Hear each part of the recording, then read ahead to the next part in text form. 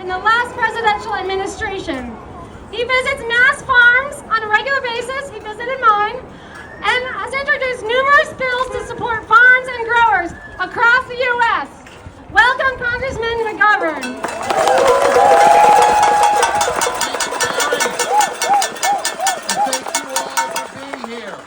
This is what democracy looks like. It's so wonderful to be with all of you. So I'm Congressman Jim McGovern. Donald Trump and Elon Musk need to get their grubby, greedy, billionaire hands and get them the hell away from our farms and our farmers. What these guys are doing is shameful. It is cruel and it is downright un-American. They are launching a full-on assault on the people who feed this country. Our family farms, our small farmers, our women farmers, our farmers of color, our young and beginning farmers. And for what? And so a few billionaires can get richer while the rest of us get screwed. Give me a break.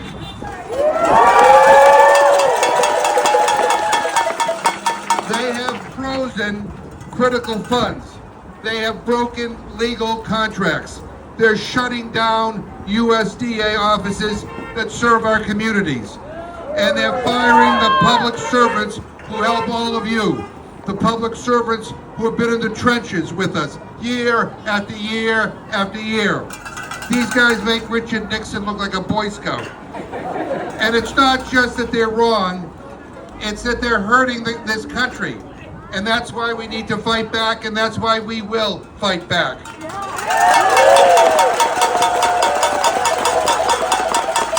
Farmers are the backbone of America. You don't just grow food, you keep our country alive. You fill our food banks, you supply our school cafeterias, you take care of our land, our water, our soil. You feed the future. And in a very real sense, food security is national security. Now, remember when the food system collapsed during COVID? When the shelves were empty? When milk got dumped and animals on factory farms were put down? Who was it that stepped up when the mega farms failed? It was the small and medium-sized independent farmers. It was all of you. You got to work, you rolled up your sleeves, you put your boots on, and you fed people. That's real leadership. That's real patriotism, not this BS that's coming out of the White House. And can we please just be honest and tell it like it is? Donald Trump doesn't give a rat's ass about our farmers. He wouldn't know a tractor from a toaster. Elon Musk probably thinks that corn grows in vending machines. And his new agriculture secretary, Brooke Rollins, another shill for billionaires. She wants to help them starve out every last family farm in America. She wants to turn our food system into a corporate monopoly, top-down, billionaire-run, factory style. Well, guess what? This isn't Wall Street, Brooke, and you picked the wrong group of people to mess with. Because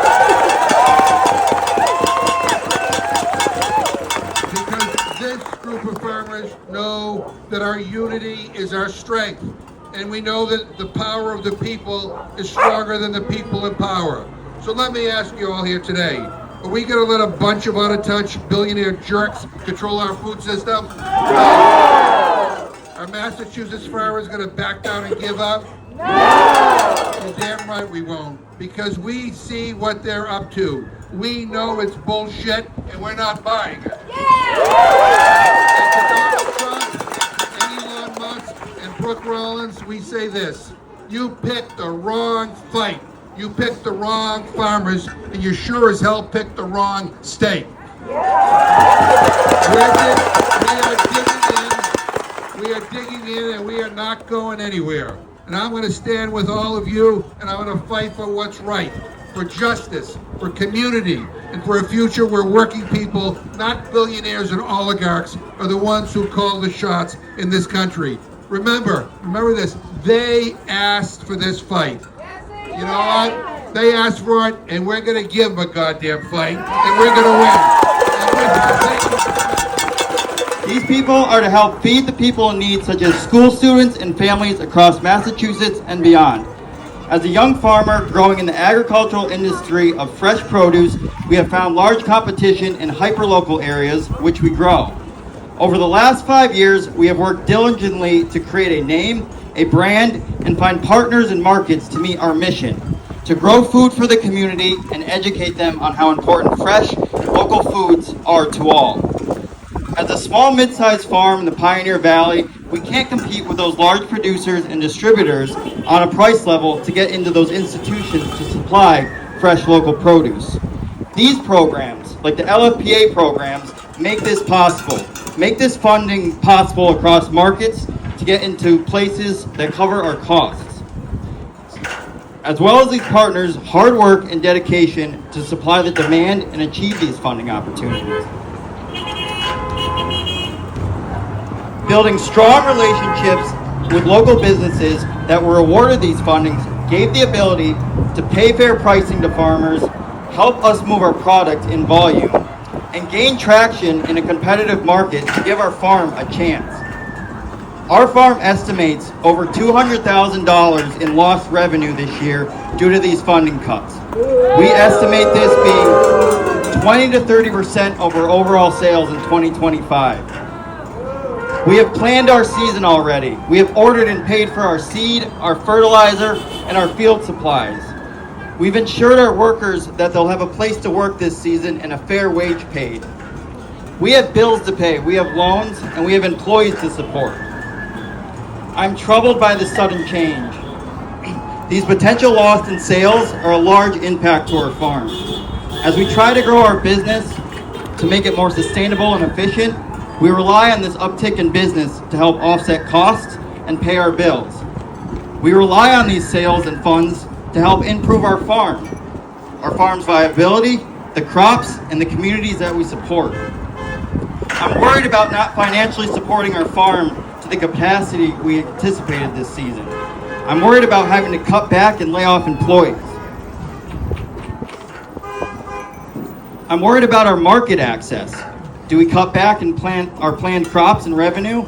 Do we pivot and try to find new markets to fill these voids in such little time? The farming season is here. The planning is over. The plan's supposed to take effect now. The work has been started and the conversations with our partners have already been done. As a farmer, I want to support and feed the community, especially those families in need, with those young students that are going to school that just can't afford a meal from home. Without our farmers and our local fresh foods, these programs and communities are going to struggle. I want to stand and act that these programs not only strongly influence our farms, but they impact the ones in this whole supply chain.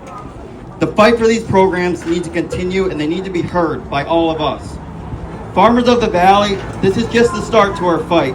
Keep the word out, communicate to your representatives, and make sure our voices are heard. Thank you. Donald Trump and Elon Musk are determined to take over our government to make it better for the billionaires and worse for everyone else, including for our farmers.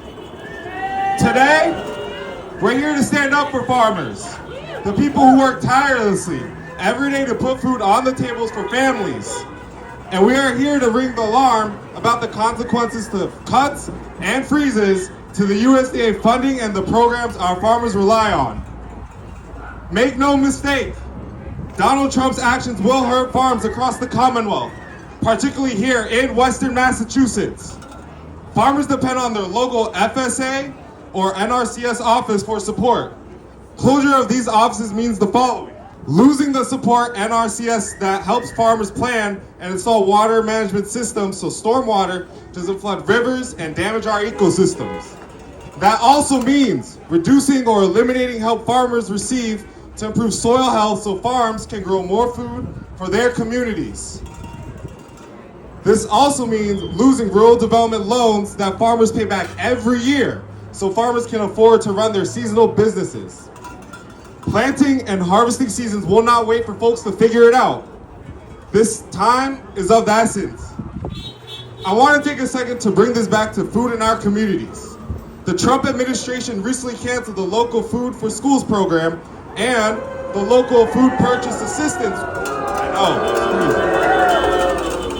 And the local Food Purchase Assistance Cooperative Agreement Program. Programs that buy food directly from local farms and provide it to school lunch programs and food banks.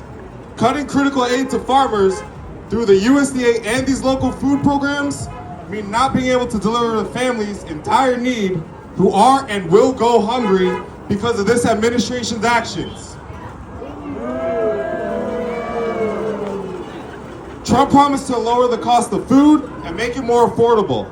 Instead, he has created another crisis for farmers and families across this nation. This is unacceptable.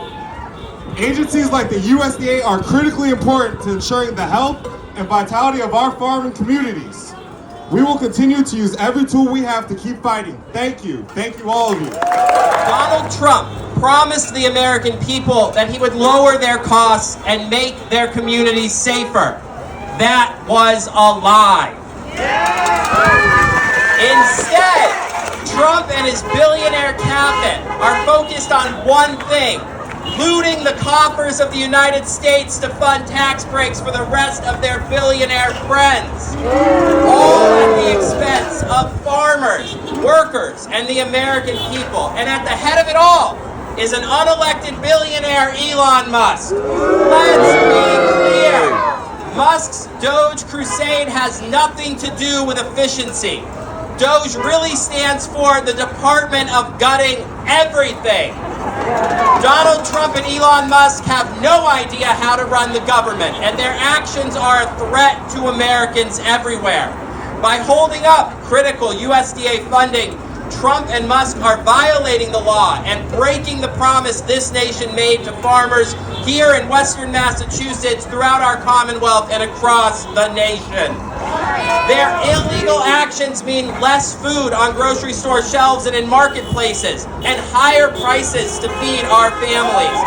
Their chaos and incompetence threatens farmers' livelihoods and the future of the entire farming industry. My office has heard from numerous farmers here in Western Massachusetts directly impacted by these actions. We know many of you are here today. On your behalf, we have launched formal inquiries with the USDA on the status of these funds. Funds that were legally appropriated and committed to our farmers by the federal government through binding contracts. I will not rest until these dollars are out of Elon Musk's hands and invested in Massachusetts farms where they belong.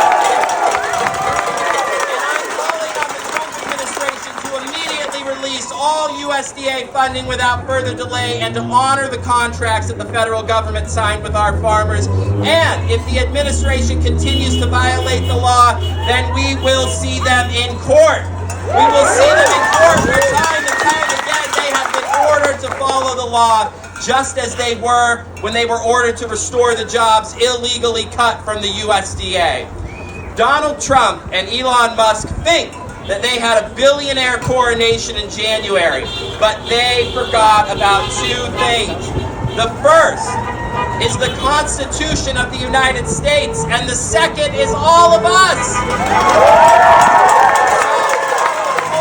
United States Senate, to the halls of justice and throughout this nation, to the streets of Hadley and our cities and towns across Massachusetts, we will not stop standing up, speaking out, legislating, advocating, and using every platform and lever of our democracy that we have to fight for our farmers, for our families, and for our nation's future. Those are the words of U.S. Senator Ed Markey. He has your back, and so do all of us. Thank you.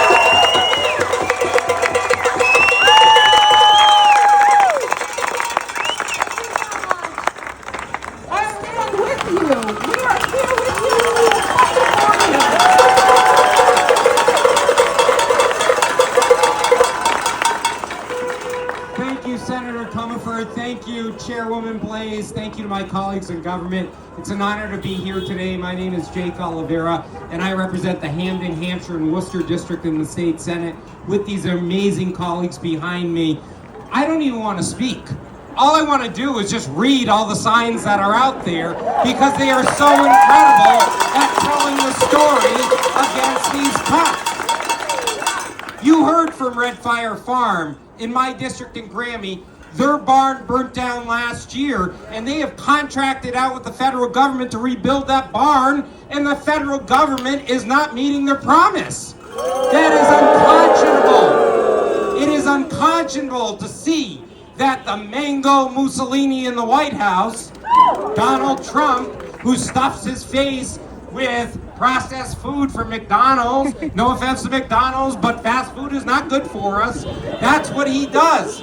He doesn't care about farmers. He doesn't care about our food systems. He doesn't care. And what's egregious to me is that the members of Congress, the Republicans, are standing idly by as he strips away the rights of individuals, of veterans, of farmers, and of our community. That's why gatherings like this are so important.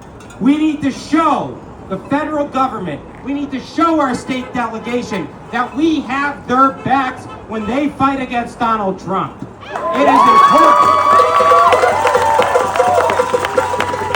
And at the state level, we need to ensure that we do our part to uplift our farmers. We made in Massachusetts school lunches universally free for every child.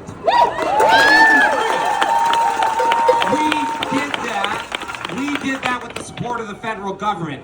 Now they're ripping that rug right under our feet from us. And it puts our state in a situation where we have to choose between funding healthcare and funding children for food.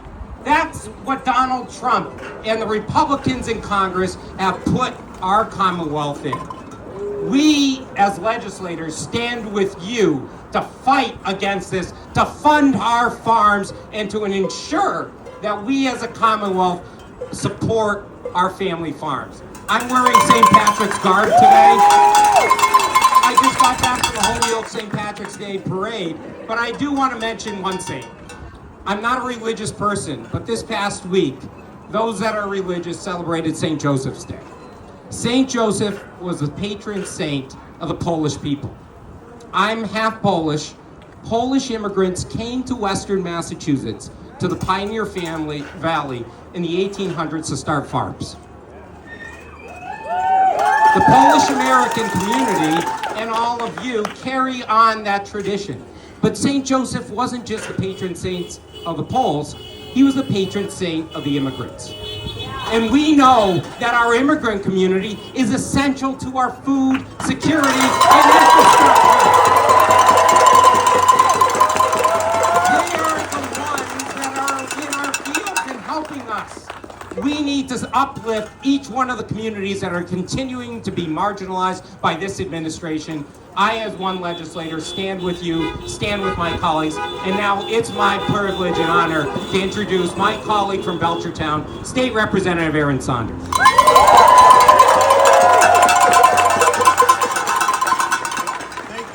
Thank you, Jake.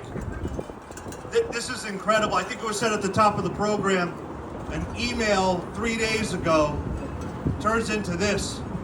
What if they gave us a week? It's incredible to see the turnout.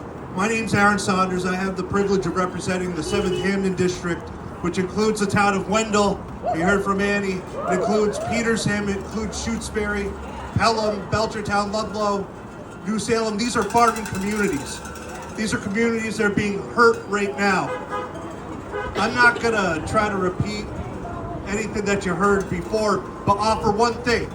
Even in Massachusetts, in deep blue Massachusetts, you take 3 people in this state, one of them voted for Donald Trump. We gotta keep talking to these folks. We gotta let them know the harm that's being done, the harm they likely didn't vote for. I don't know anybody who voted for Donald Trump saying, I wanna hurt farmers in Western Mass, I wanna make food more expensive. We gotta keep these conversations going and show the real impact, the real harm that's happening. That's going to fuel our fight to turn this around, to send Jim McGovern back to Congress, to send Donald Trump back into the We're going to do it all together with my great friend from Amherst, Representative Mindy Dahm. I want to applaud all of you, but I also want to give a round of applause for my colleagues. This delegation is amazing. I'm Mindy Dahm. I represent the 3rd Hampshire, which is Amherst and half of Granby. And I just want to say 2 things. This is what's going to get us through. Look at us, how we're united. You may not have my view right now, but I encourage you to kind of imagine it from where you are. Unity is our weapon, and it's exactly what they think they can undermine. So please stay connected to each other. And I just want to point out this sign over here. If you come for one of us, you'll get all of us.